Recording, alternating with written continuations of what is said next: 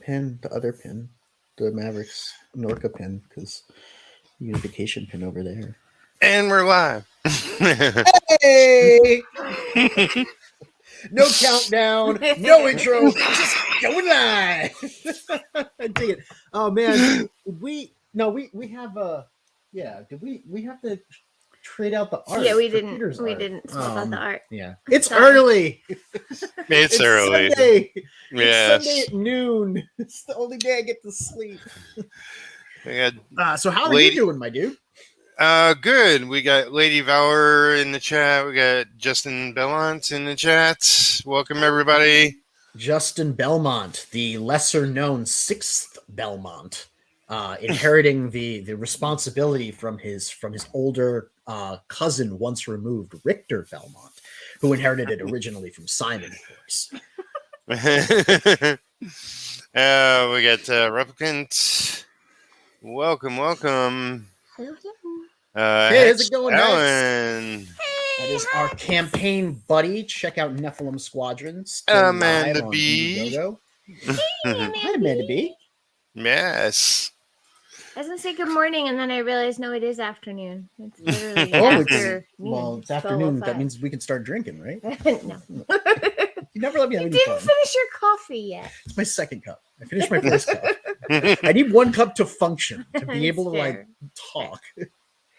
To prime the pump. So we're here today to close out Mavericks on Mavericks. Kickstarter. I had a question. Let's see. You got on Indiegogo. You got the book in the store. What do they call it? In demand.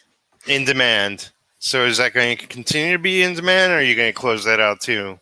That is going to continue until fulfillment and until we start the pre-launch list for Mavericks Origins Volume 2.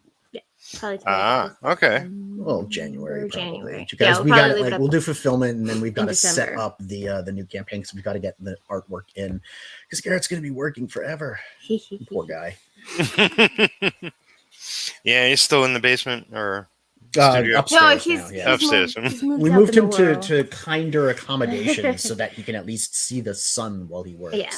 Sunlight. And, Can't go and outside, heat. but at least he can see the outside, And So remember how what was how is it going? Like, how is the art coming together and working with your script? And he's really kicking ass, man. Yeah. He's transferred over to do physical medium work. So, like, the big fight sequence at the end, we really wanted to punch that up and make that super exciting.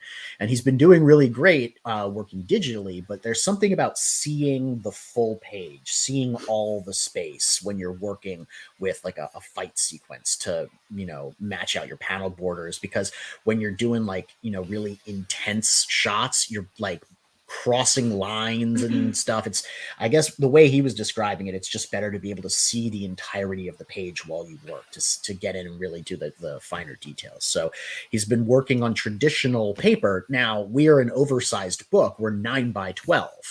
So Right. He has got 18 by 24 size paper that he's working on.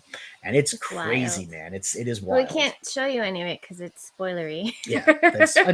We've tried to show you what we could, which is one of the reasons we did those pieces of art earlier with Ripper going brap, because that's not actually part of the book. That's just something we did promotionally. But it's all stuff that we don't will wanna happen. give too Can't much show you away. what actually happens.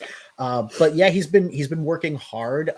It's fun to do action sequences script wise. I remember when I did it a while back, he and I sat down and we thumbnailed together, and it was fun because the way that I do my action sequences, especially working with an artist like Garrett who likes to have freedom and liberty to show things his way, is I dedicate pages to what needs to happen, what objectives we need to cover. Like this page, we have to have these things happen to set it up, because you plan out all the real estate that you need for the fight. You know, if you've got, in our case, like 15 pages of a fight sequence, just this big grand, you know, fight sequence, there are things that have to happen plot wise too, because a fight is as much of a story in and of itself as a story is. Fights tell stories.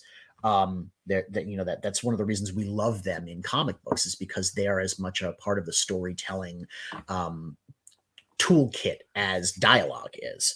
So I'll dedicate pages to what needs to happen, and then when we sit down, we'll talk about, all right, how do we make that look? What do we do to achieve the goal on this page, but also do it in as exciting a way as possible?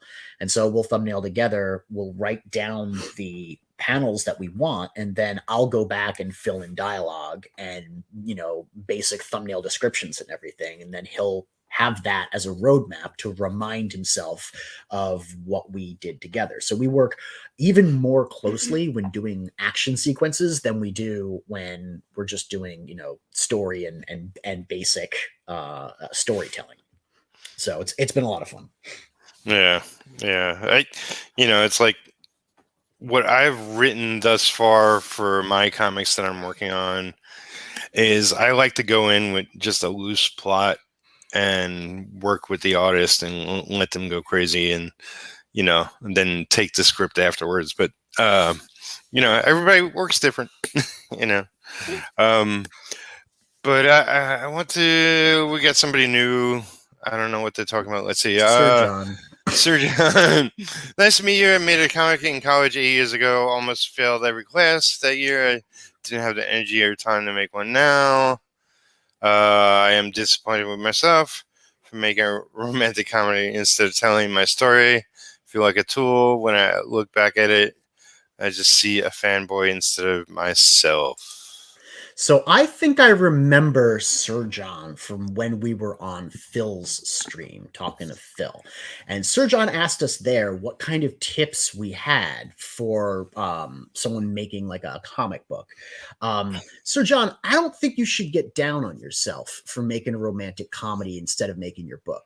You have time now to still do your book. Making the romantic comedy was probably a learning experience. And if anything, it probably wasn't the right time to make the book, because now that you've had chance to look back in retrospect and see the things that you could be doing, you have a better perspective of what you want to do with the time that you have now.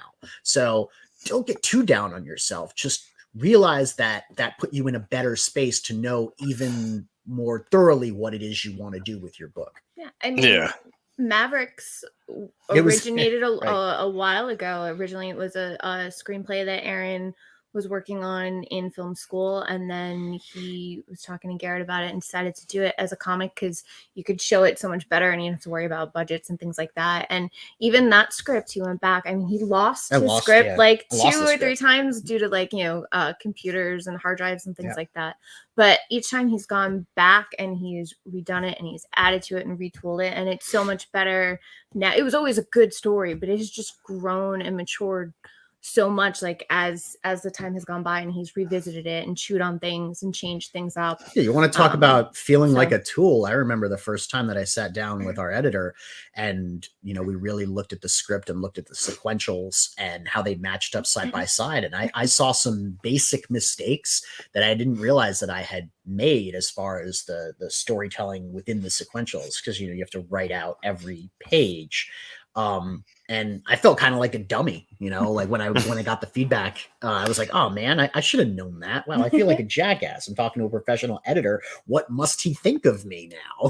Like, bruh, beat panels. You need those. Yeah, you're right. Yeah, it's dumb. I've been reading comic books for 30 years. You thought I would have known that, right?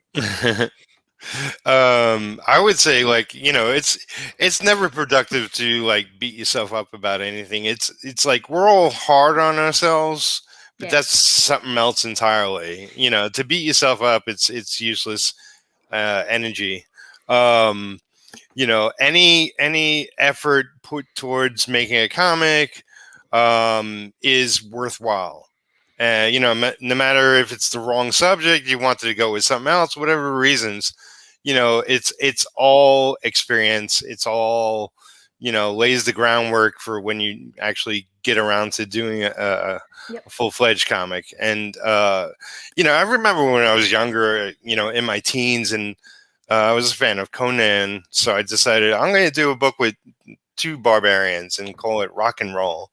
Like one's called Rock, one's called Roll.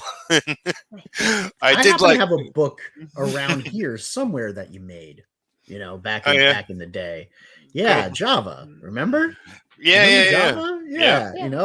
So we all do series that are interesting and fun and experimental in ways, and then you wind up with something like Retro, where you're really kicking ass with it and putting all of your time in, and that's like the thing that your journey has led you to now to do it. I mean, I'm 40, right?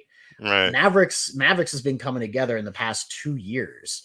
38 years of my life before that kind of prepared me to write this thing. If I'd been writing it in college, or when I was out of college and going into grad school at 21, I'd probably have, 20 years more time to develop the thing, but I don't know if it would be where it is as a product coming out of me now. So that experience was probably, that lived experience was probably something that lent itself towards making a better product. Yeah, most definitely. Eddie Rose! Black Rose Comics in the house. Welcome. It's, it doesn't matter if you have all the time in the world or a short amount of time with a hard deadline. There's no real right or wrong. It's whatever scenario works best for you. It's like I thought I would have had Retro done a long time ago, and if I didn't have to worry about finances, it would have been. But I got to make a living while I do this. Yeah. Rent is a thing. You have so many mouths to feed. Yes, I do. Yeah. And there's one in front of my face right now. It's like hockey. Hockey has like increasing number of kids, right? Peter has increasing number of cats. Yeah. But so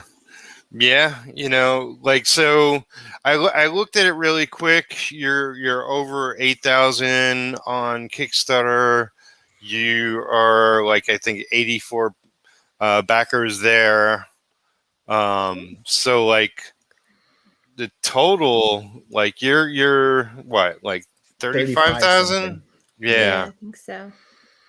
That's phenomenal. The big thing for me is the 400 backers our first time out. Yeah. 320. We had an incredible response on Indiegogo from the Indiegogo community, from CG, from the people that we've been, hanging out with and having fun with for the past 6 months while we were in pre-launch, and that I've been having fun with since even before that. We had an incredible response, but that little bit extra on Kickstarter, those 80 people that we were able to reach, and get the book to, that extra $8,000 just kind of brings that total up, so that we had 400 backers, so that we did clear 35K. And I think that it was worthwhile, even if it, wasn't 26,000 with 300 backers like we got on Indiegogo, which is absolutely insane. And you guys are awesome. Even though it wasn't that level of support, it was just a little bit more, but it felt like we were able to give just that little bit to, add that total together. And it means that we unlocked the Billy Basco print, which he did put up on Twitter, but we haven't officially revealed it. Yes, we have not officially. We let him put it up because he was very, very proud of it.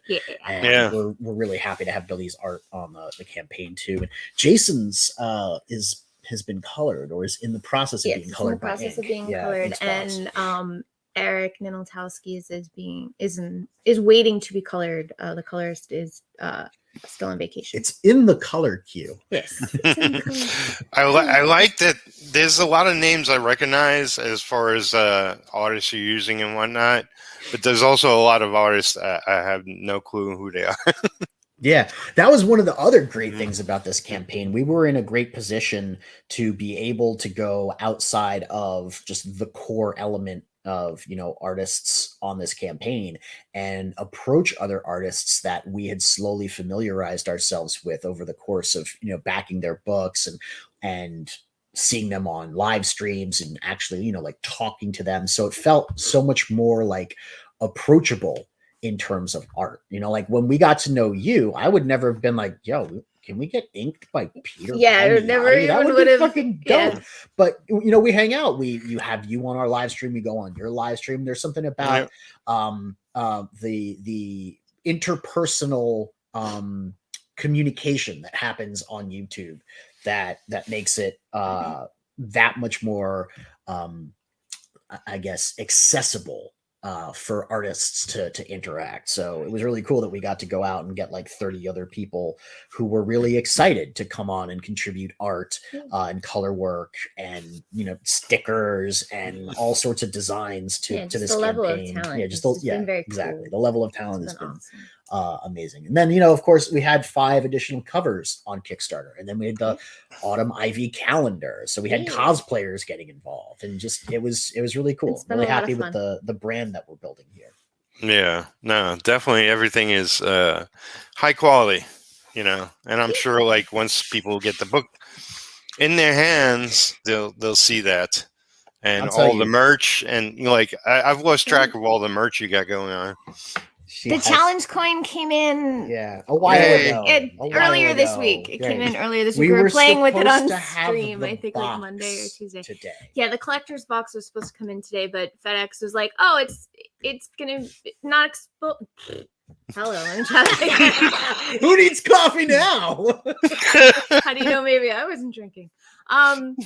It was supposed to originally be delivered either tomorrow or Tuesday, but it got to the FedEx place yesterday and they put it on the truck. It's listed as on the truck, out for delivery, held because it arrived earlier than expected. So they could deliver it now, but because they weren't supposed to deliver it till Monday or Tuesday, they're just going to let it sit on a truck for 2 days, which is stupid. So I was hoping that we could show it off on I thought we were going to be able to show it. We're going to show it off on the show tomorrow. With Hex. With Hex, yeah. We have Hex tomorrow. Oh, yeah, we got Hex tomorrow. Right? Awesome. Cool. Yeah, we're super excited about Nephilim Squadron. He even did like a really cool ad at the bottom of Nephilim Squadron. I was like, oh my God, that's so cool. I feel so yeah, Hex is awesome. So, Sir John, I feel embarrassed about it. I can't show it to people. At college, I was really good friends with a lesbian couple. My story was about a lesbian bi couple, and by one being pushed by family to date a guy. I know nothing about being gay. I'm not even a woman. I pretend it never existed. If that story doesn't resonate with you anymore, find one that does. Use it. Take all the things you learned about what you did, not wrong, but things that you would want to do differently from when you did it the first time, and think about a story that you can tell that you know well or that resonates with you, and start from there. It's never too late till you're dead, right? So what'd you learn? That's another thing to think about. Like, what did you learn making something like that you're not proud of now? I think it sounds like you learned the most valuable lesson a writer can learn, called write what you know. If you don't know something, go learn that thing. And while it's true, you may not be able to learn the lived experiences of someone who's gay or has an alternative to your lifestyle, like if you were gay and they were straight, it's possible to go out and learn and understand those things. You may never know it, but you can understand it. I mean, I'm a sci-fi writer, right? I have to learn the fundamentals and the foundation for the stuff that I'm writing, but there are no autonomous computer systems that talk to people yet. I have to make some of that shit up. Giant robots, right? And no giant robots yet. Yeah. But the thing is, like, I need a foundation for understanding that. I can't know it because it doesn't even exist. You should see all the suggested articles that Google spits at us. Like, they're all like, this new military war thing is going to be a reality. New weapons. Did you know the military is coming out with ray guns? They're experimenting with lasers again. They've done this several times, but this time it actually seems even more probable that they might come up with a working prototype. And I'm very disappointed that Navy scrapped the railgun. I mean, that happened a little while ago too, but I was all for the railgun, man. Yeah. Well, just make sure to attach the lasers to the dolphins correctly. Right? Sharks. I think it was sharks, but of course it would be America with dolphins. Yes. We need smart laser dolphins. Yeah. You know, not stupid sharks with lasers. Sharks are dumb. Hex Allen says, "Oh yeah, I'm on tomorrow." Yeah, Amanda B's got it right. She said, "Never mistakes, learning and growth." Absolutely. Yes. And if you want to call them mistakes, you can call them mistakes, but just be proud that you let yourself do that thing. You know, like you could have not written something. So right? When I was teaching, one of the things that I always do, because my kids would get really upset when they, made a mistake, and I talk about how that's, the best part of how you learn. But I would always say, like, the little, like, cute thing I would say is that's why pencils come with erasers. You're supposed to make mistakes. That's how you learn. That's how you grow. That's how, it's just part of life. But I always say that's why pencils come with erasers. Nah, bro, otters are evil. If you've ever seen, like, the otters versus monkey But they're so war. cute when they're sleeping and holding hands. Yeah, and they lay on their back and they do cute little things. And they're evil. No, very, very evil. Dude, watch the Nature Channel. They're terrifying. But yeah, I mean, what Sir John was talking about, like, not being lesbian, not being gay. It's like, yeah, and like what you were saying, it's like you learn, you research, and I mean, nobody's a Jedi. Nobody's a Yoda. Yeah, that's true. I mean, like you can read some articles on what we would consider to be the life force or bio electrical energy that comes out of people to better understand. What's that? Say midichlorians, are you? No, I was not going to say midichlorians. Like you're trying so hard not to say mitochondria, the powerhouse of the cell.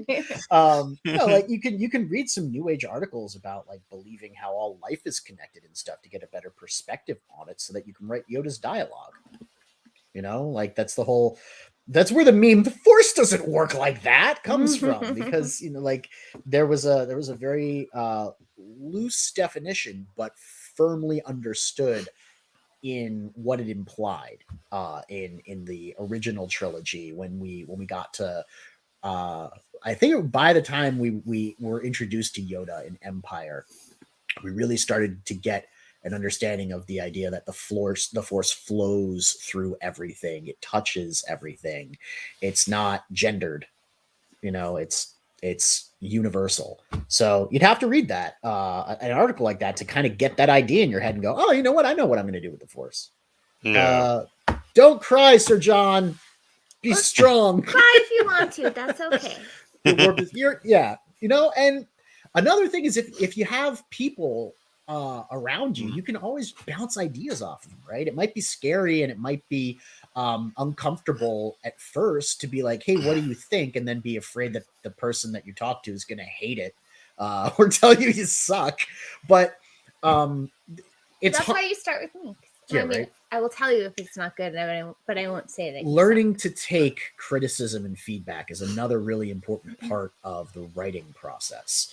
I said this before, but I always pretend that the person I'm talking to knows what they're talking about, even if they don't, or I'm like, well, fuck that person. They don't know me. Like just pretend that everything that's coming back is true or valid or factual. And then say to yourself, can I fix, address, or change what I'm doing in a way that addresses the thing this person is talking about? And if you can't, screw it. If this person isn't giving you an idea of how to solve a problem that they're pointing out, then screw it. That it's just an opinion. Anyone's got an opinion, right? But learning to take criticism and actually use it to improve the product you're putting out, that's a tricky thing to do. But when you learn to do it, man, like your stuff gets better so much faster. And it's so much stronger. It's kind of terrifying how you grow in leaps and bounds when you learn to take criticism. Yeah. It's all about putting yourself out there, and just doing it. Roman Cross. Bye, Roman. Too much BS. I don't want anything to do with you. You can go ahead and continue being fake and get away with everything, or get what you deserve. Bye. All right. It's interesting. I don't know who that's directed at, but it's probably directed at us, because I don't think. Do you know Roman? I know Roman.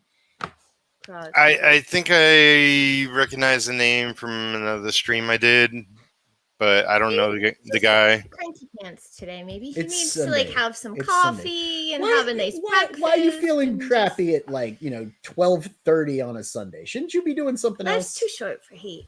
Yeah, go watch some cat videos. Exactly. You'd be happier. Go walk outside, take a break from the internets, and go walk in the sun and take a deep breath and just be chill. And if you don't want to do that, that's cool too. Whatever. But it's always fun to get comments like that, in the comment section, kind of like to stoke the outrage and all of that other stuff. It gives us something to talk about, right? Yeah, right. There's kind of left field too. Just kind of dropped the bomb and was like, "Peace, I'm out." I didn't know you were here. Sorry. Hex Allen is right. Jesus is watching. Jesus is watching me. Yeah. Oh, somebody's watching me. I can't sing. Let's not do that. Oh shit! But there is singing tonight on karaoke. Tonight on karaoke, right? Yeah. Yes. 8 p.m. 8 p.m.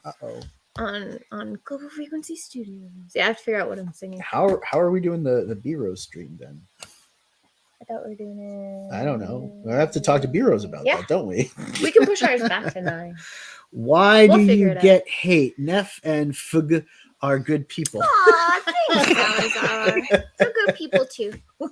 I will not even be upset at the Freq. That's why. Look at me, dude. It doesn't bother me. I kind of know who I am at this point in my life. I'm too old to not know who I am. So people coming at us being like, blah, you suck. Yeah, whatever. I don't know you. You don't know me. Life's too short. Yeah. I'm on the back 9. You know what I mean? I think B-Rose is confused too. Wait, when were we streaming that? I thought we were gonna do a special, print reveal stream or something for the final one. We could do it tomorrow. I don't know. We'll figure it after. But then, of course, we have our stream again tomorrow. I'm just talking out loud. Yeah, now, he hasn't had enough coffee. Hey, what's up, Matt? Matt, welcome. Artist on Rock and Roll Ninja graphic novel, which is right. Butt. And he's going to be on our show on the 15th. Yeah. Oh, is he? Cool. Yeah. It's gonna be good fun. Guy. Yeah, very good guy. He did a print with us, and he hangs out in the pit. It's a lot of fun. I remember showing it to my roommate a day before my Comic-Con booth. He told me, "What is this crap? You are wrestling team. Where is the action? Aren't comics supposed to be cool?" Well, it seems like your roommate has a very particular view of what comic books are. There are lots of different stories. There's lots of different types of comic book out there, and sometimes there's a deal of action in comics, and sometimes there isn't. Comics appeal to all sorts of different people, right? It's not like where the phrase "comics is for everyone" comes from. Look at why manga is doing so well. Yeah. There's a manga for everyone. Although there is a way to make even things like cooking food and basketball. That's what I'm saying. Exciting. There's did you know there's a manga about bicycle racing? Yeah. There's legit shonen battle bicycle racing. I was like, what? And they got how to change the tire comics, and there's how to make a comics. Yeah.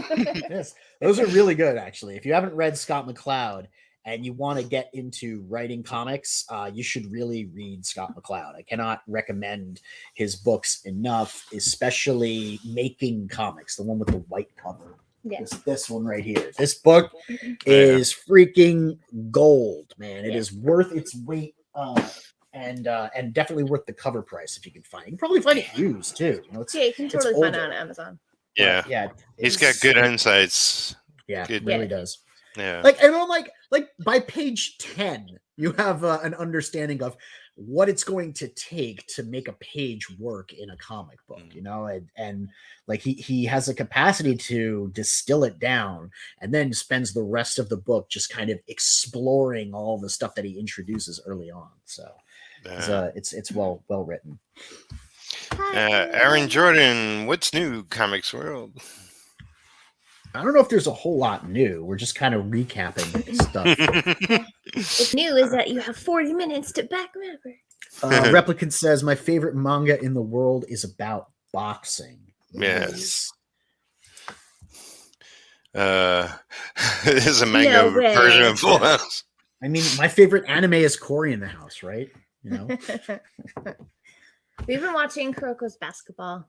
Oh crap! Viro's dropping the names too. Hajime no Ippo. And Replicant goes, that's the one. Wow, the weeb is strong in these guys. Yeah, I mean, I'm down with it though.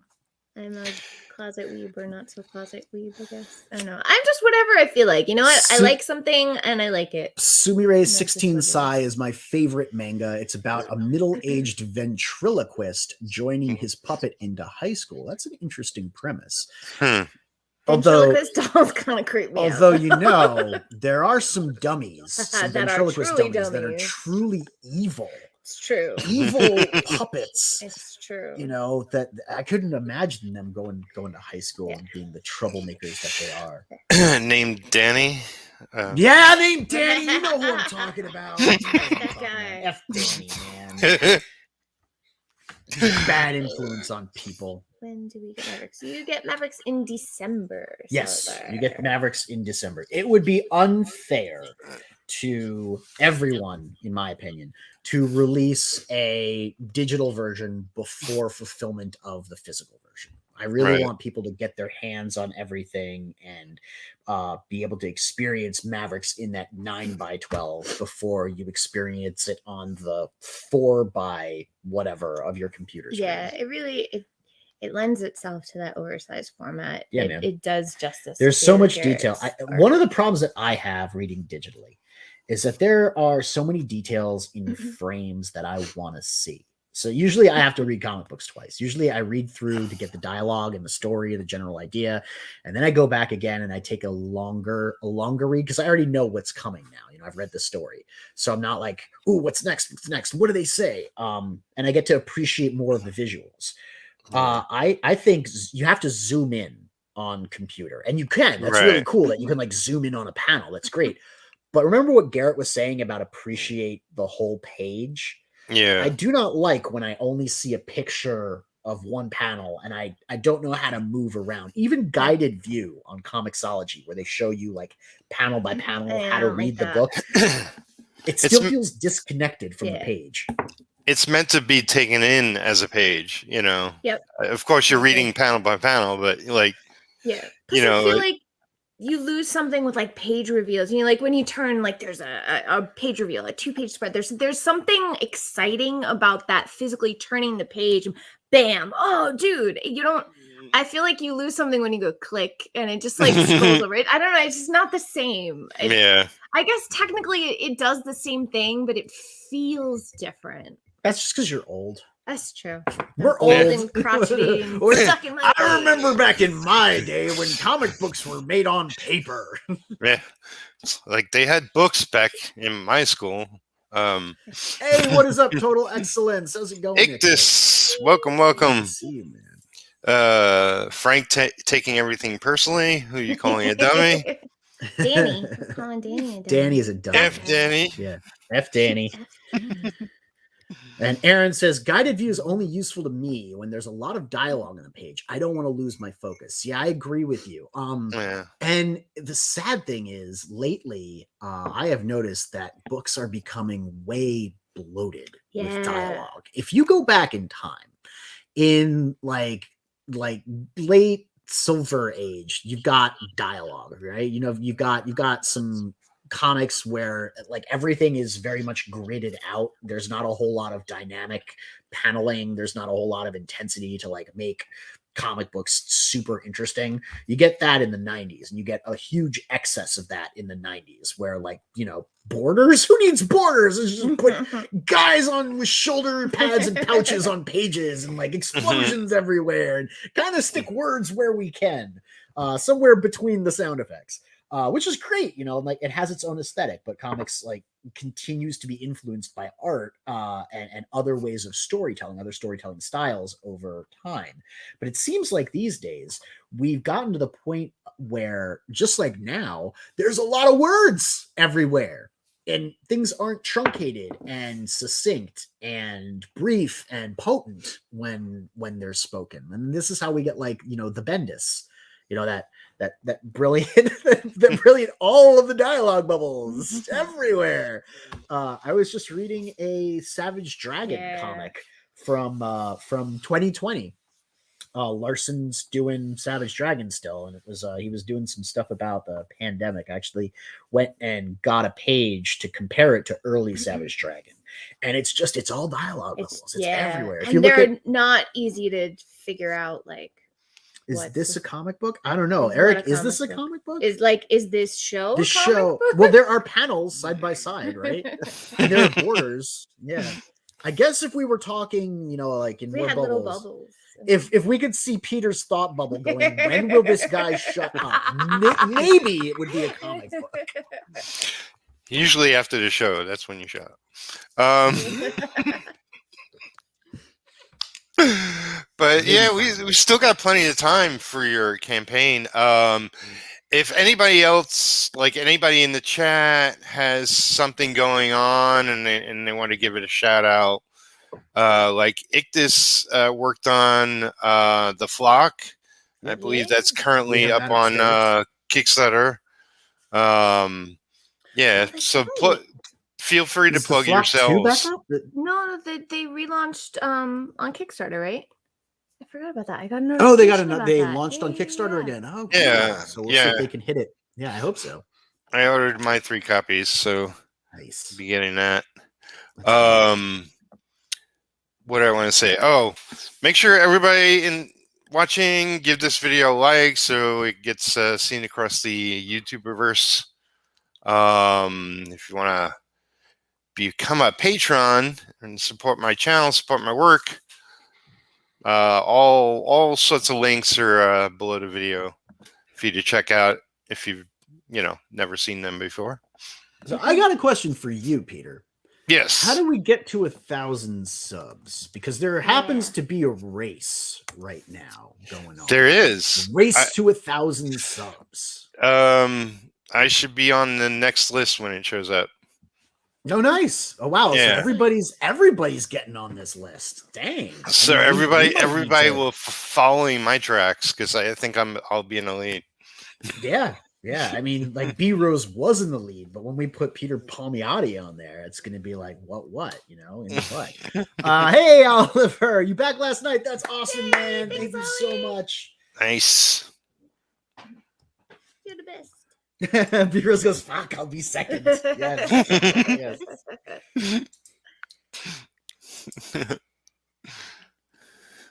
Their Flock is almost at goal. They're 397 of 500. Oh, nicely done. Yeah. Good job. We have we ordered the big box, the Flock box. So it was the Jackie Oates special, I think. So we got all the covers upstairs and all this stuff. The covers were really cool. The poster's nice. We haven't had a chance to read the comic book yet, or at least I haven't. But yeah, I haven't. Like I said, we've opened a bunch of stuff and kind of tossed it on the pile of stuff to read. Like, I have to get to this later. Samurai Grandpa, haven't read it. Let's see here. What else we got? I haven't read the entirety of the rest of Siamese. and the entire library. Thanks, man. So who's 676? That's your count. Yeah, I think that's how many. Cool. Subs B Rose has. We're not anywhere near that. So 20 people need to unsubscribe to B Rose so he can be 656. Yeah, but what are we at? We're at 379. Hey, we got more. Is escape or die too high after Kryptonos? Where is a Untitled next? Yeah, Ollie, what else you got? We love your stuff. I don't even remember where these came from. Did you pick those up at convention? Yeah. My statement stands. I don't even know where these came from. Maybe. I don't know. Yeah, I don't. But I mean, you back on. No, I mean that pile of stuff that came in the mail. This is a trade card from Undead Border. I was gonna say because Undead Border. Here's Escape or Die. That's Eric was talking about it. That's why I went rifling. Yeah, because we just got stuff. that. Yeah, here's Escape or Die. Undead Notes. Infestation. Here's the Flux series second chance campaign on Kickstarter currently happening. Go check it out. Yeah, they're doing really well. They're almost funded already. Nice. Yeah. We just got this in the mail too. We got the big magnetic. I can't even really pick this up without two hands. The big magnetic box from Sea Dog and Codename Killswitch. This box is fantastic. I can't reverse engineer this box or take it apart. It's like it's legit. It's plastic covered. It's got really nice lining. It doesn't have a graphic on the inside. It's just black, but it does have these magnetic snaps, which are cool. Which are snazzy. Looks good. I'll mention my brother has a new campaign. Painkiller Jane. Painkiller Jane. Yeah. One shot, Heartbreaker, something like that. Nice. It only made it to 46,000 or something. So. No, geez, yeah, only 46,000. It's only been a couple of days, so I'm sure we'll get a little higher. I thought you meant like it only made it to 46,000 by the end. You're saying it's been like 24 days to go and they're at 50. All right. End the stream. Well, Jimmy. You gotta start somewhere. Man, our start's not too shabby. So yeah, exactly, Justin. Only. Hey, 24 Eyes, what's going on? Yeah, those are good cases. Yeah. Fucking 24 Eyes. Only, yeah. Is Salazar's Etsy. Plug in his Etsy shop. Yeah. I would definitely. I don't even know what this is either. PBJ, Agents of Yeah, I don't know what that is. Doctor I don't know what this is. All right, we'll take a look at it later and try and make sense of it.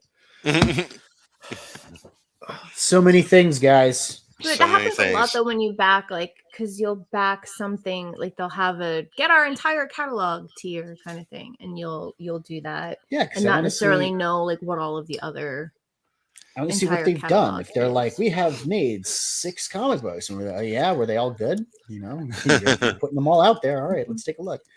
What do we think about making a video narrating our story, then hoping people that enjoyed it will buy the physical copy? I don't know, Peter. What do you think? Well, this was brought up. I watched your other stream just the other day where you closed out your Indiegogo, and somebody was talking about doing audiobook. I sent him a sample. Where all of the different pilots are talking to each other, because I'm like, all right, well, if you want to be the one-man band and you want to do all the voices. Here are like 9 of the characters that you can try and do. Here you go. Here's like, character descriptions of them, and this is just 2 pages of script. And I'm hoping to hear back from him. He did give me an update. He said he was working on it and that voice acting is hard. And I agree. Yeah. Voice acting is hard. Especially when you're trying to go from like, the different character personalities. Trying to do all different voices. I mean, I only had to do the one voice. I had like 5 lines, I think, for the trailer. Yep. And I don't even know. I lost count of how many takes we did. It was only 5. You nailed it. You destroyed it. It was not a half hour of crap that I had to sift through in order to get your vocal takes. Right. Felt like it. Yeah, I mean, like, I wouldn't necessarily go for it myself, but like it is an option that some people grab at. What I would love to do, and the reason that you do like an audio comic, right, is not because it's for blind people, because then you can't see the comic book, which would be kind of defeating the purpose, right? It's to add that air of like drama to it. If I were going to do a narrated book, it would have to be in some digital form, right? And since that's the case, I would do a motion comic. Yeah. And motion comics are entirely different than regular comics, despite some people just being like, oh, look, it's the page with some animation. No, it's a lot more like a movie. Yeah. You actually do dismantle the book and turn the panels into different assemblies. Like sometimes you can have 3 of the story panels side by side and read the stuff that the characters say. And then the one panel on that page that kind of pops out, that one has some sort of recurring animation, like a GIF inside of it. And that's the only panel that you see then. So it does kind of take guided view and enhance that with like degrees of or elements of animation. So if I were going to do a narrated book, like music to the background as well, like a score of some I would have to like do a motion comic, which is a big investment. Yeah. We didn't hit that stretch goal. I know like Jason Brubaker tried to do, an audio book version of Cognitive Drawing maybe, and that failed like on as a Kickstarter campaign. So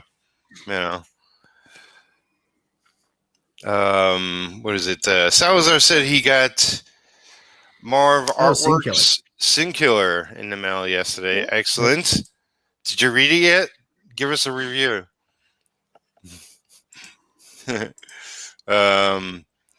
Eric says is a motion comic digital. Yeah, it is. It's kind of like a video. Almost. It's almost like a weird hybrid. But you see, that's the thing. If I'm gonna do something like that, between the printed version and the digital version, I would like the digital version to be more than just the comic book scanned into a PDF. I would want there to be like a digital experience. There's a reason we look at movies, right? So I would want to make a different product. But that's just me. I'm weird. We know I'm weird. I like doing stuff. And you're part of a team, while a lot of us are just solo acts. Yeah. Oliver says, after the Cryptoids are releasing an anthology and a couple other titles, ask us tonight on our stream so we can go into debt. Cool. Sounds good, Ollie. Yep. Just some voiceover for animated trailer for the Taraka Creative Cast. We did a few different takes, and that was just 30 seconds of video. Yeah.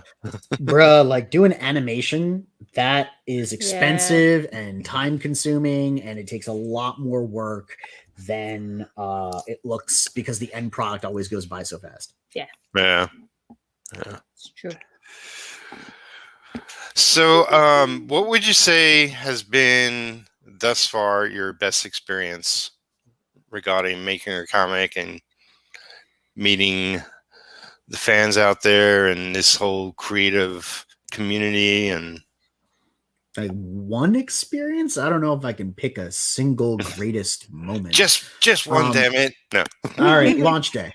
Launch day was the best. Yeah, launch day was pretty cool. Going on Red Valkyrie and then going on Bancroft and finally being able to show the world everything that we'd been putting together and planning for 6 months, and all of the merch and the way that we designed the campaign page and the book and the multiple variant covers and the prints and everything. It was like finally being able to tell the world a secret. So I guess launch day was the best, and seeing everyone's reaction to that. Like, I think we got more backings the first day than any other day. And when we showed off the Bogan's bombardment on Bancroft, people flipped their lids. And I was like, yes, because that was the experience I had when I came up with the idea and saw the print finished. And I was like, this is amazing. It was so hard. He wanted to just show everyone right then and be like, I need to show the world. I need to show everybody. But it's very hard. But I kept it to myself. And so I guess that was the most rewarding, was seeing that people were as excited for my stuff as I was, and finally being able to show everyone this is what we put all of our hard work into for the last 6 months. The next, I think, or I should say the next big rewarding thing that happens, I hope, will be when people get the book and start giving us feedback and being like, this is a great book. I'm ready for fulfillment. All my excitement are like, well, you get to pack boxes. That's your next exciting thing. I'm talking about seeing people come back and be like, I opened the box, look at all the awesome stuff. Oh, and by the way, I like the book. That's the part that I want to hear. Well, that's all part of it. Like I have a lot of little moments of like, whenever the proofs come, the physical proofs come in, or like the merch starts to come in, and it's like, it's real, it's here, it looks awesome. Because it's like the physical manifestation of all of that hard work that we've been doing for so long. So it's awesome. And then the other thing is just hanging out with all of you guys. It's awesome. Absolutely. So I'm reminded, you alluded to something previously. I don't think you ever gave me or anybody a definite answer. You're gonna take me to task. All right, let's see. You mentioned that I was the first one to sign up for your Indiegogo. Yes. You were. Hence your first sign up period. And that I would win some cool gift that you didn't mention back when. Yes. You will be, but it wouldn't be cool to tell you what it is on the last day of the campaign. You have to wait to get it in the mail. All right. We also, I actually, we did do a raffle when we hit 300 backers on Indiegogo. I did it. I recorded it. I just forgot to post it. So we have a lot of stuff that we've recorded and haven't edited and posted because life, it may seem like not a lot is going on while the campaign is running, but you're still doing an insane amount of work. Like most people are like, oh, well, the book's done. I'm like, well, yes and no, because you're still talking to lots of people and making appointments and, following up with things that you plan. Right, and finalizing vendors. And then you were dropping stuff constantly, and I did a campaign for 5 days and I was exhausted.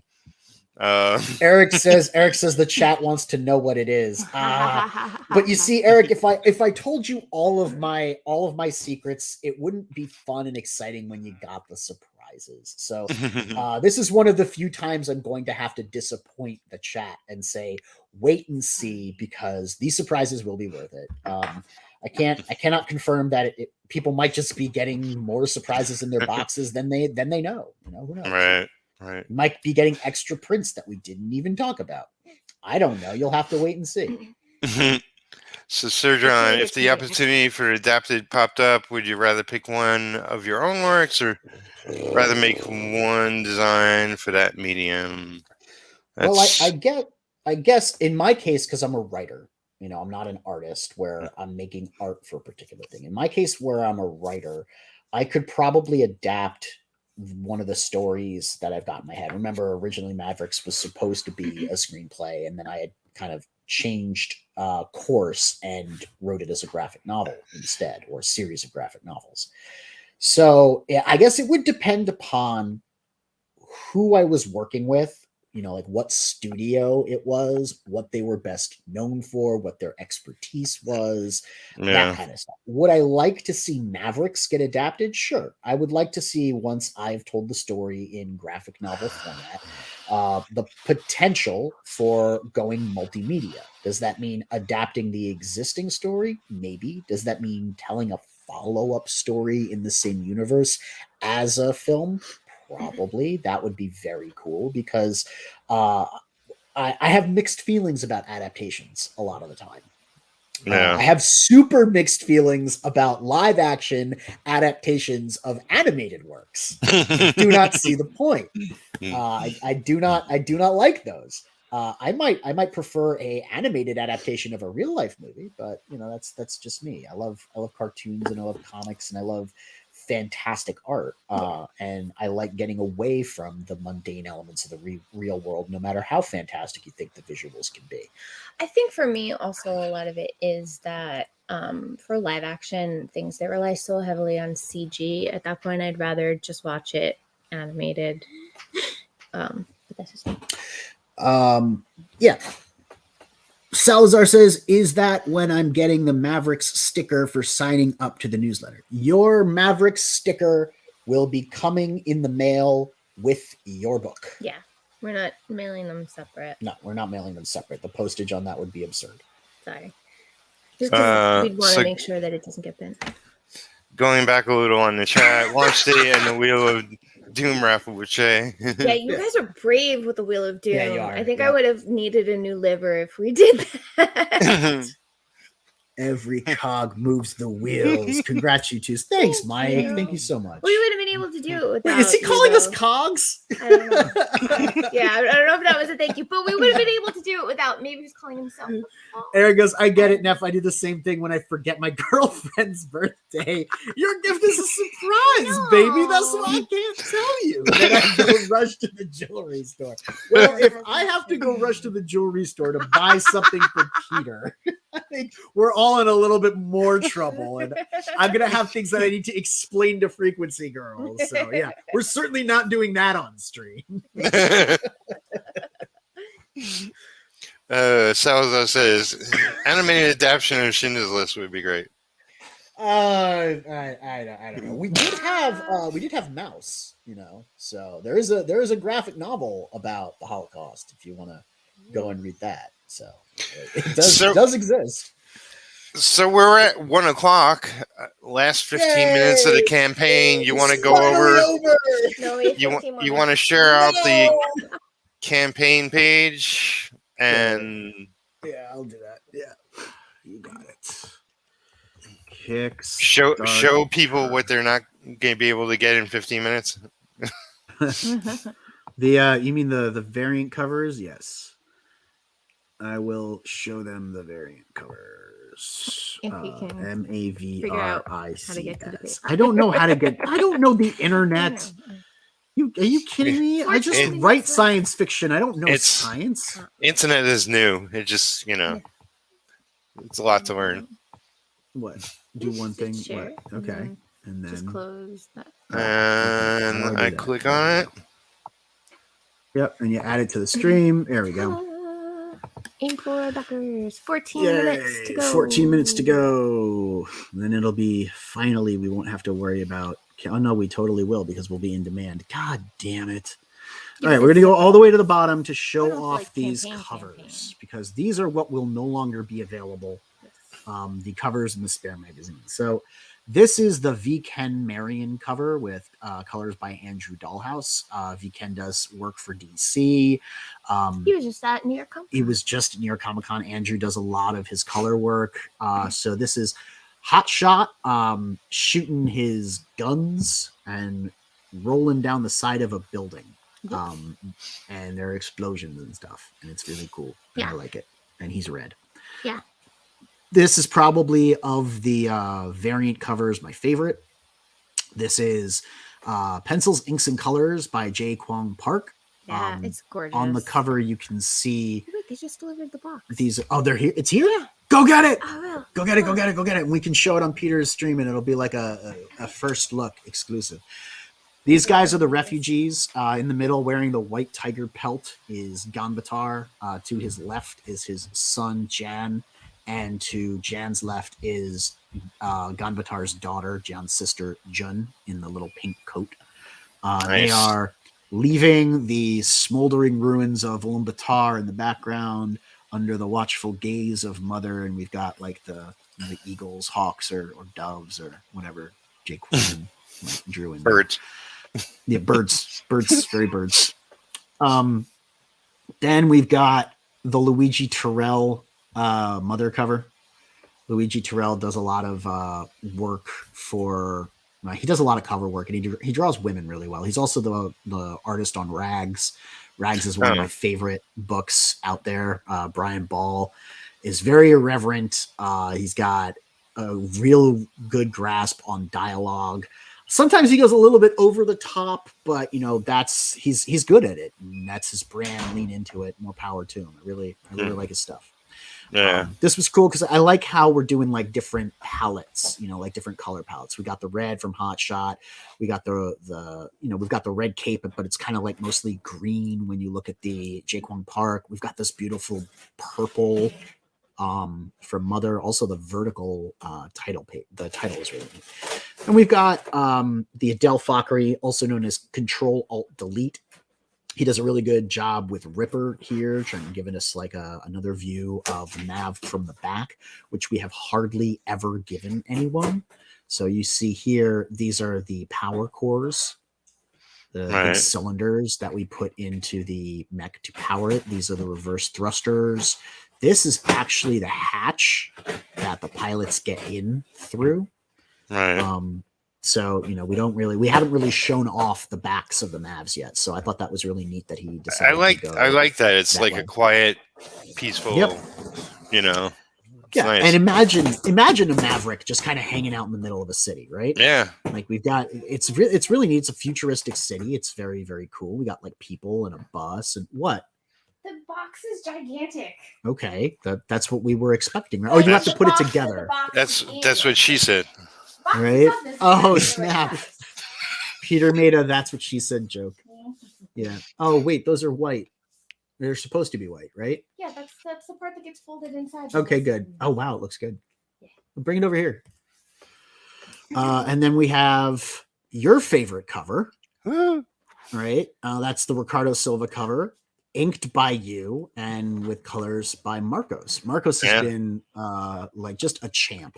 His work on this campaign. He has worked so hard.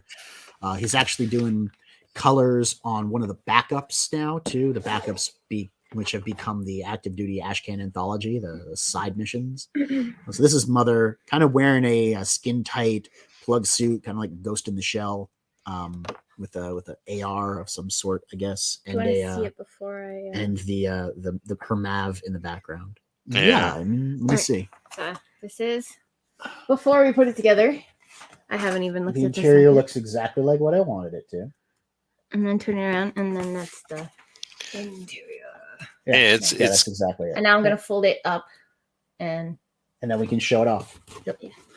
So yeah, that's the collector's box that we just got in the mail. So you guys this is the physical proof. We want to make sure it is up to snuff for y'all, which is why we did physical proofs of everything before we ordered it.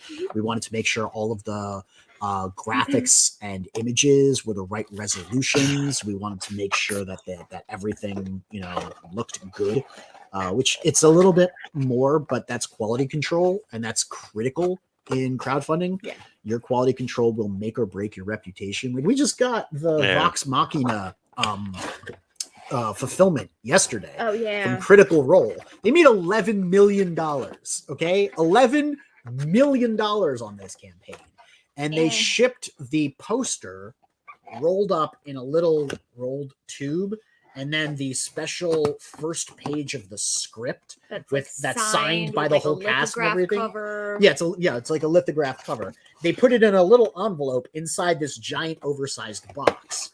If you do not fill the space in your mailers with something, they will cave in. Ethan Van Sciver had this problem when he did the Cyberfrog box, and then he started filling it with packing peanuts. That's just, you solve the problem. So it's like, you guys have $11 million. You probably could have afforded packing peanuts, right? What was the worst part was that the special lithograph. Oh, yeah, it wasn't even cut right. Cover was separate from the page. I can't hear anything because my No, you're was talking. Separate from the page that they signed, and there were 2 different dimensions. Yeah.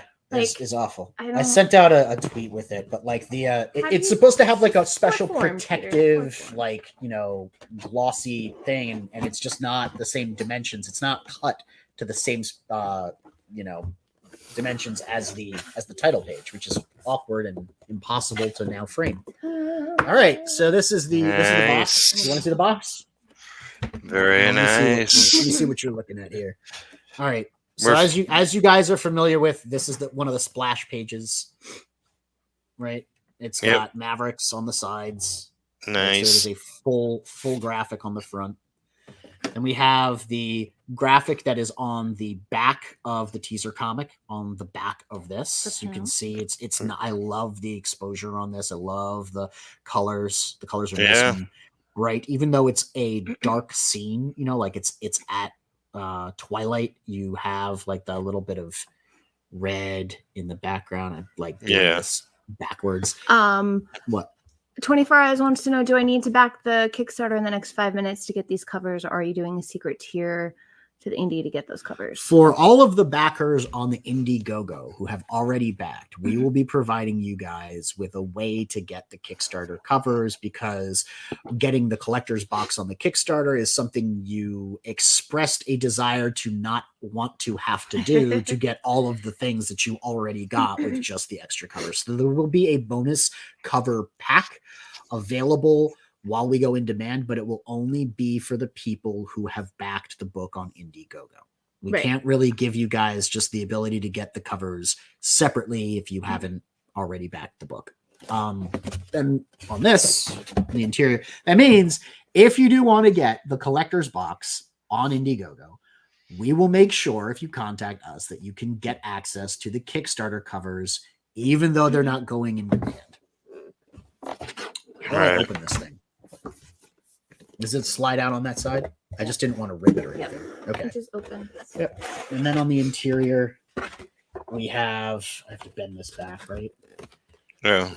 And then on the interior, we have the ruined landscape of Ulaanbaatar on the inside, black borders. I gotcha. Right? And we have the honeycomb pattern that's kind of like the signature look of the interior of the cockpit with like the blue haze that's in the background on the campaign page that you've seen. So that is the collector's box for all y'all who've decided you wanted to get the big thing. And do you see what I mean about how big it is? Yeah. All right. Hold on. I'm gonna do this because I've been waiting to do this since we designed it. All right. This is, and I don't know if you know. All right, I'll take everything out of this. All right, this is what came in the Sea Dog and Codename Killswitch box. Nice. This box is very solid.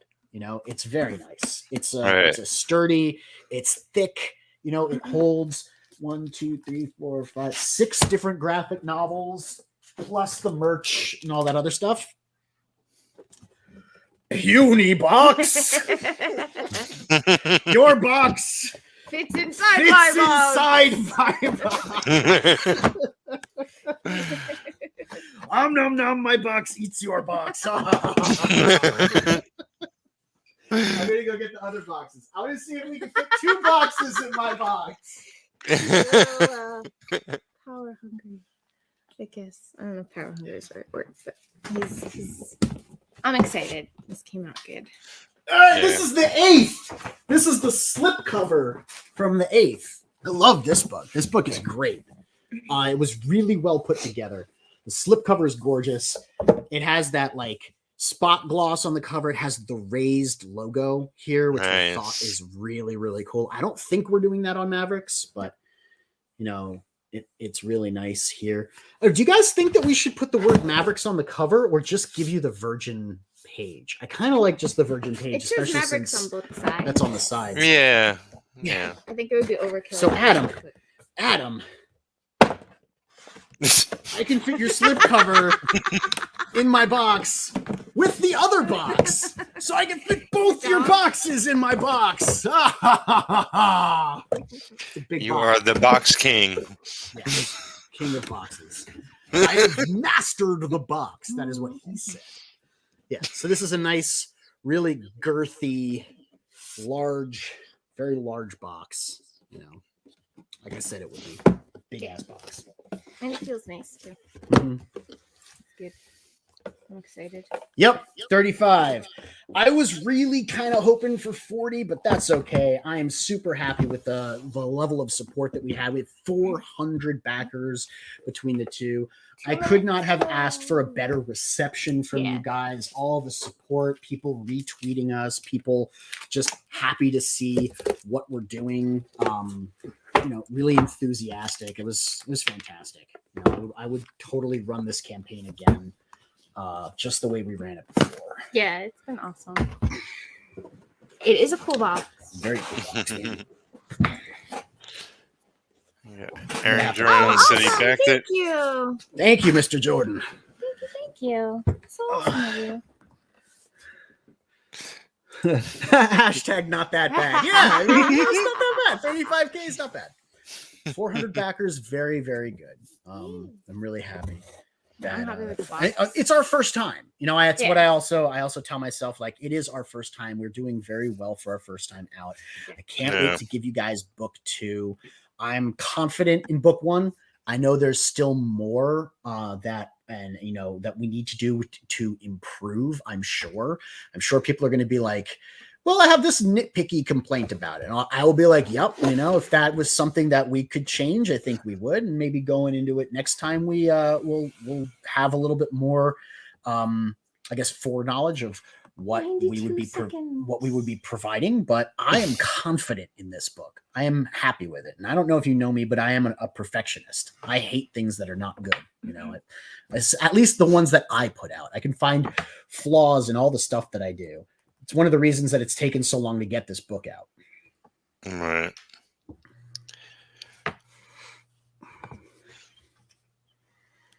Did you say there's seconds left?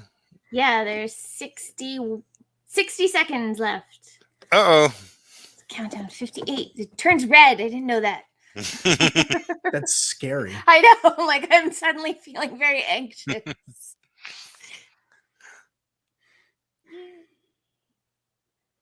Oh, I guess we could scroll up and watch that instead of just watching, like, Mother's boobs. I mean, not that there's anything. I want to watch Mother's boobs, though. Two alerts about featured launches. Yeah, we have to. We have to fill out surveys too. I'm really bad at those. Campaign for book 2 will have a life-size. Don't give him any ideas, Frank. Well, I am considering something. I do not know if it's feasible. I do not want to promise anything, because when I say you're getting, I feel like I have to follow through on that, because I like to keep my word to people. But I am trying to figure out a way to give you guys like a special. 1, 2. Oh, look, there's confetti. There's confetti. There's confetti. All right, that makes up for the red numbers. That makes up for the red. 84 backers pledged $8,600. Nice. Wow, that's like over $100 a backer. Yeah, that's freaking dope. Yeah.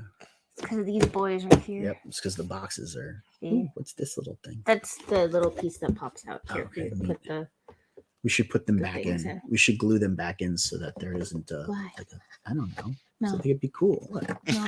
No, because then it'll pop out the piece that goes in there. What if we like squeeze it in?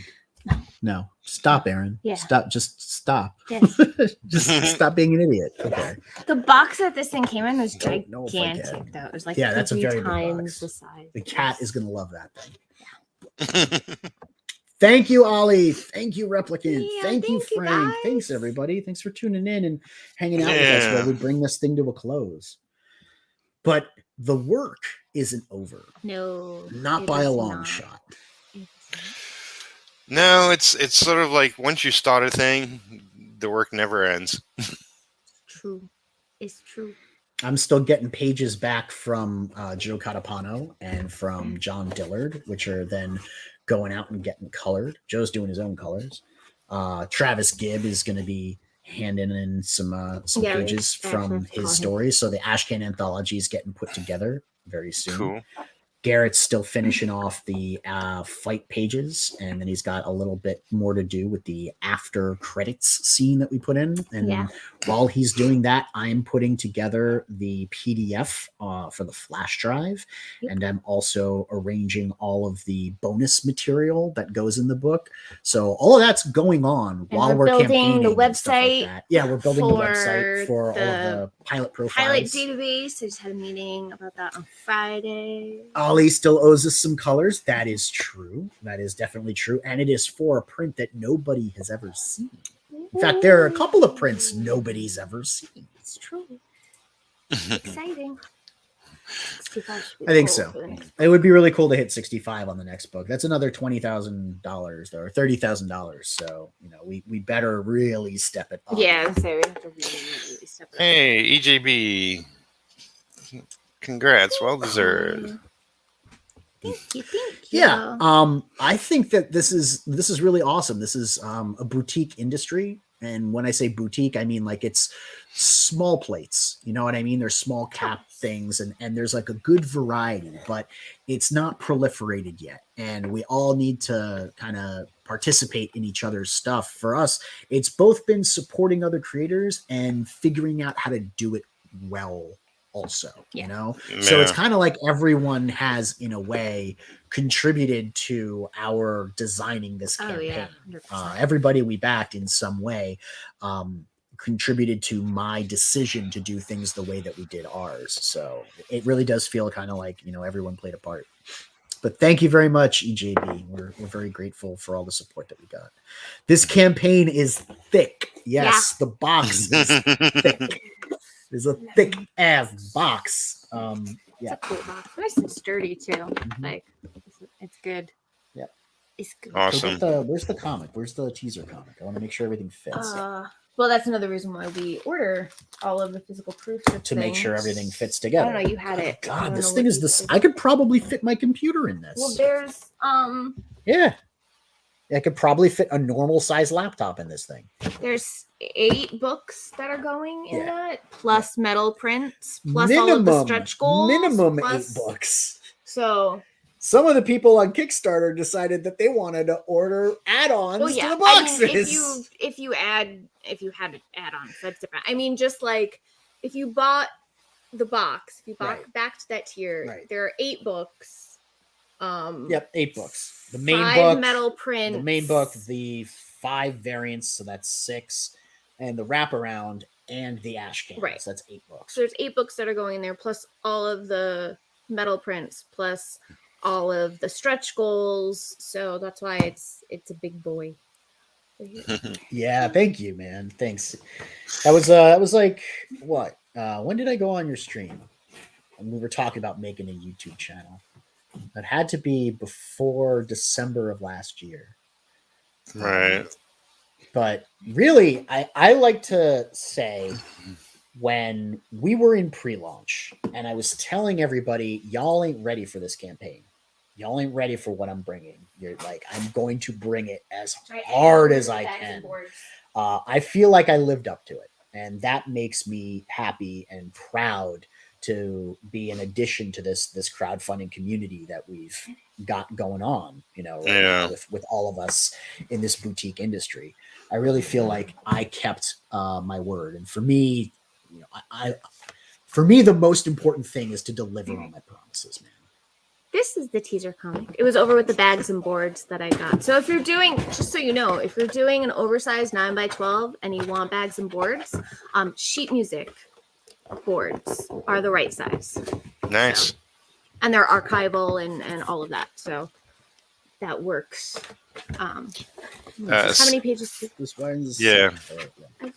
I put it together in like 30 seconds while we were on stream. Put it in. It's come on, jam it in there. That's pages, what she said. I think it's the same thing that's on whatchamacallit, the campaign. So the teaser, but the pages that are on the campaign at the bottom of the page. It's too big. No, it's not. It's too big. It is not. Can you stop? All right. Thank you.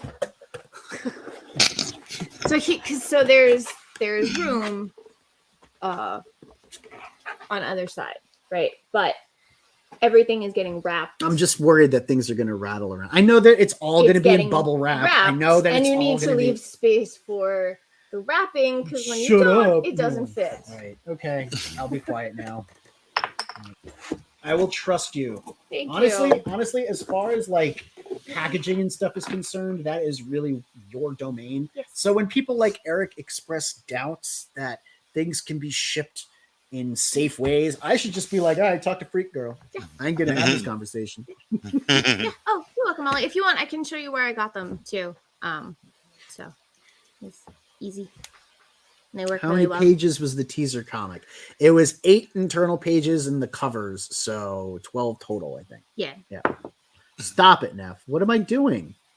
What did I do? He says, I'm thinking of doing a 9x12 book in the near future. Yep. I will send you the links for where I got all this stuff. It's funny because we looked around in the comic book world, and people are starting to do oversized now. Yeah. I'm surprised. I'm starting to see a Especially when you have bunch like more art. oversized books coming out of indie and even some in the mainstream. I'm seeing people going back to doing those big oversized folios. I'm like, look at that. Yeah. I don't want to say we did nothing or anything. I was going to mention, like, at the beginning of your campaign, I asked for some reference, and I've been swamped, and I never got around to doing a piece for you guys, but I will. I'm just not in a rush to do it because I just need to knock off a lot of work from my schedule. You're busy. Busy.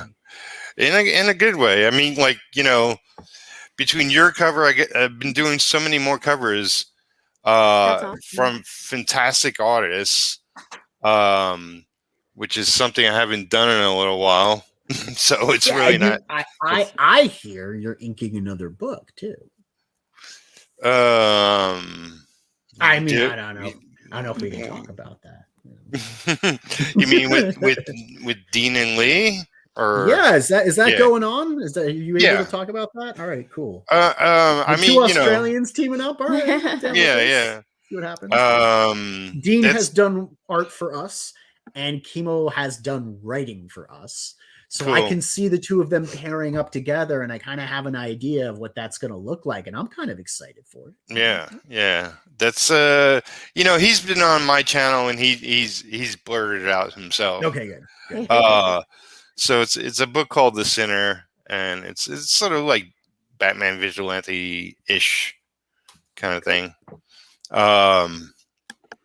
But yeah, next year. Don't worry about it now. What's this? The BD invasion? What's that? I don't know. The BD invasion? Big dick? I don't know. I don't know. Maybe. I mean, I'm cool with that. Can the teaser be a secret too? So we sold the teasers for $1. Yeah. If you want a teaser comic, just let us sure. Like, there's no point in making it an add-on for $1 and then charging you shipping. That's dumb. So if you want a teaser, let us know. You can Venmo us $1 or something, and I'll stick it in your box.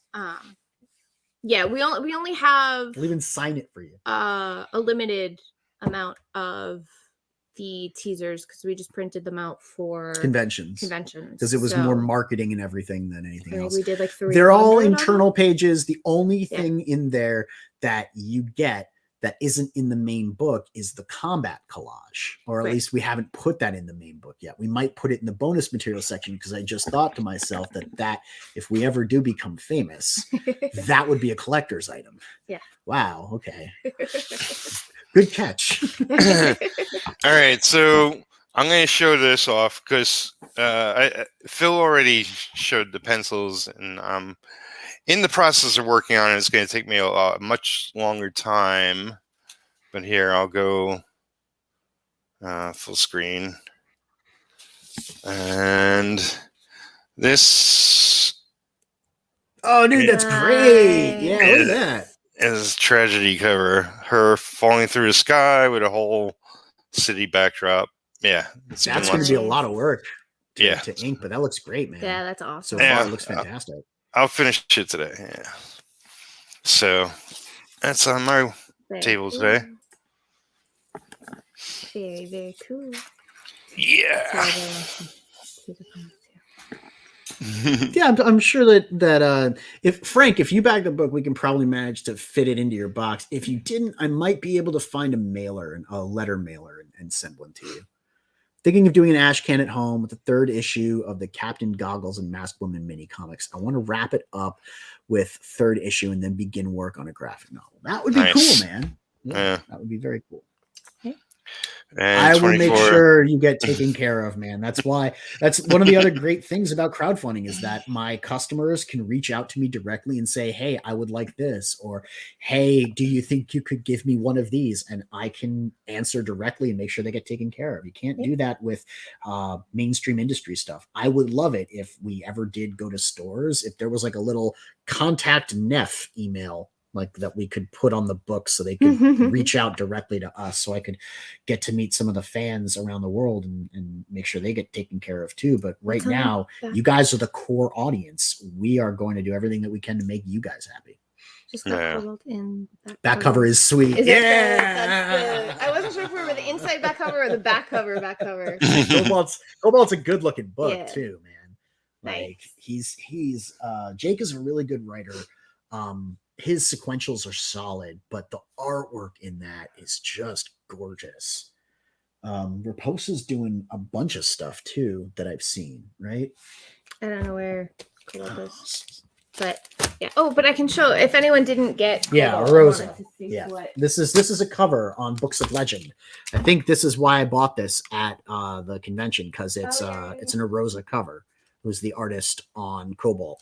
And the guy who did the guy who did Water Wars, he had a whole bunch of Rosa stuff with the robot Hunchback of Quadrant something or other. Man, I can't remember names. There's so many books. I don't know what Cobalt is currently. At least I read it. This is what was this is the ad that was in the back of Cobalt. That one's going in other books too. Yes, it's also. Can't tell you where it's going, but it's going in other books. Well, I think we also put it in lesser known comics. They did theirs for us. I have to reroute the QR code to. Oh, cool, Salazar. Then yes, I can make sure you get a teaser comic as well. Cool. Yeah. So I think we pretty much covered a lot of ground today. Yeah, we it's over. Right? The campaign is finally done. We still have to make sure that the in demand on Indigo gets taken care of, and to keep promoting the book, and it's not actually over. Why? We have one more special thing that we're releasing because it wasn't done in time for the closeout of Indiegogo. So I heard Garrett's in flight to Hawaii right now. As long as he brings his workbench with mind.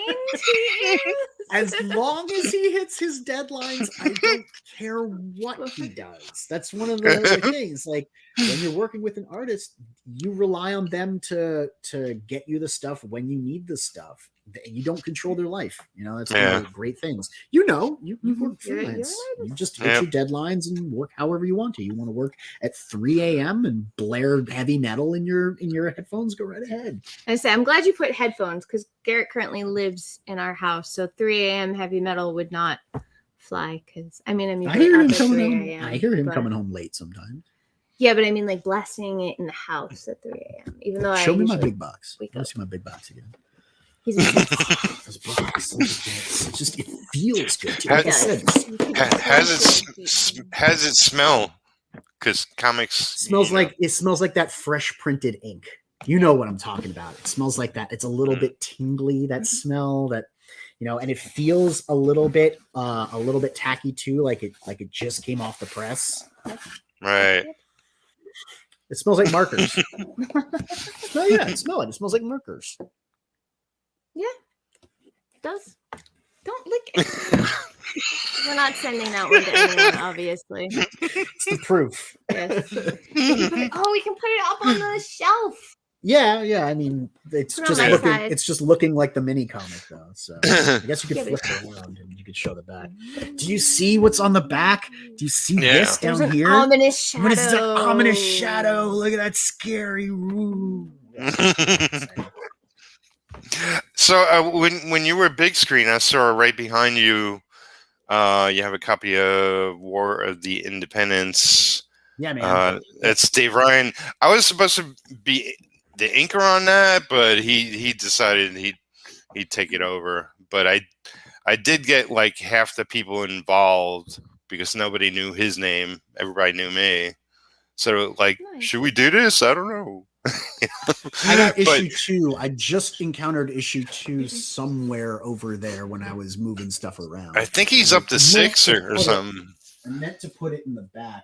Yeah, I haven't found. I heard Travis was on the show talking about how he's got like War of the Independence, and then he gave them names instead of like straight up just issue numbers. So I got to go out and try and find him again because. So in my mind, that was what CG kind of is. It's everybody taking their properties and doing them the way Tucci talks about it. Stand alone together, I think is how he phrases it. Stand alone from the mainstream, but stand together. And there was a video game called Anthem, which was incredibly disappointing, but I was really, really looking forward to it. The tagline was "Strong alone, stronger together." So when I look at War of the Independence and even the Tucci crossover series with Cybraid Battle of the Independence. Or did I get the 2 backwards? I think I got the 2 backwards. It's that idea that you have all of these characters who were creator owned, not owned by studios directly, and they kind of could team up to do a book if they wanted to. They could be featured in the same thing, and it is super cool that those creators trusted someone to put it all together into a book, and not be a dick about it. Yeah, like Dave's a great guy, and I know him in New York and all that. He's gone on to do a lot of books, and him and his partner Joe Martino. I worked with Joe back in the day too. Good people. I was originally going to do like a one-shot tied into it, but they started adding rules, and I don't know. It was like they weren't clearly mapped out, and I was like, it's better for me not to get involved with that. That's the thing. It's always better in idea than in practice, right? Yeah. And very, very rarely can you make it work out according to the original vision. I've got some experience with that myself. I formed a company out of a particular vision, and it was easier to do in the vision than it was in the practice. And so, it's that stuff happens, but underneath all of it, the spirit, the idea of the zeitgeist, that indie comics can be its own industry, absolutely defined by its own actions. That's something that I think is worth holding on to. Yeah, I mean, like you guys proved, if you put it in a lot of work, you can get a lot of return. A lot of care, a lot of foresight and planning and design. That's the game mat. Oh, look at this game mat. This is the wraparound cover. It's like this. Look at how cool that is. That's the front cover, and that's the back cover, and that's gonna be so cool when you slap the word Mavericks on the front. Yeah. And also, if you got the supply drop, we redid the design of the mug, and we had 2 different colors, one with blue, one with purple. You gotta have to let us know. We put up a lot of polls, and it was so close. Every poll was like 51-49 or like 50 point to 49 point. It was so super close. So because I have a really good relationship with the vendor, they're giving it to us for the same cost it would have been to run one color for the amount we're ordering. They're letting us split it into 2 at no extra charge. So now you guys get to pick. Right. So I will be sending out, so check your emails. check your emails. I'll also put an update on the page. If you got the supply drop, you get to pick what color mug you want. If you want blue or if you want the purple. Yeah, I remember Will was very adamant about the blue. Yeah, it was just making sure that we could do it cost-wise, because normally if you have two different, because they're technically two different designs, so it would be like cost-wise, it would be like two separate orders, so there would be a lower amount in each order. At a lower amount, which means price per unit would be higher individually, and it would cost the original printing for the printing proof. So the printers were really cool, and they were like, "Ow!" Yeah, the vendor, I've been working with them. I was like, "This is why we're going to use you for everything." Yeah, I think it was their way of making. You're going to get a lot of business because they weren't able to successfully execute the original design with the dot. So I think it was like their way of kind of making it up to us to be like, hey, that's the other cool thing is like when you cultivate relationships with people in a business, you're doing it one-on-one, right? So if they want to accommodate you and they get, like, hey, yeah, we'll totally do your stuff, then, like I said, it was one of the other really cool things about doing all that work with the other artists. Now we have relationships with them and we can be like, yo, you want to do a book? Yo, you want to do another print? You want to do a thing? So added hidden benefits of crowdfunding stuff. Yeah. All right. Well, I think the fine folks in the chat have been hanging around long enough. Is there any last? Mike Jimmy just show up. Hey. Mike Jimmy. I'm gonna be showing off my box for like the next bunch of days, just in case you didn't get to see it, Mike Jimmy. Look how big this thing is. Look at this. Look at how big this box is. This box is massive. Oliver says, keep going. I don't mind.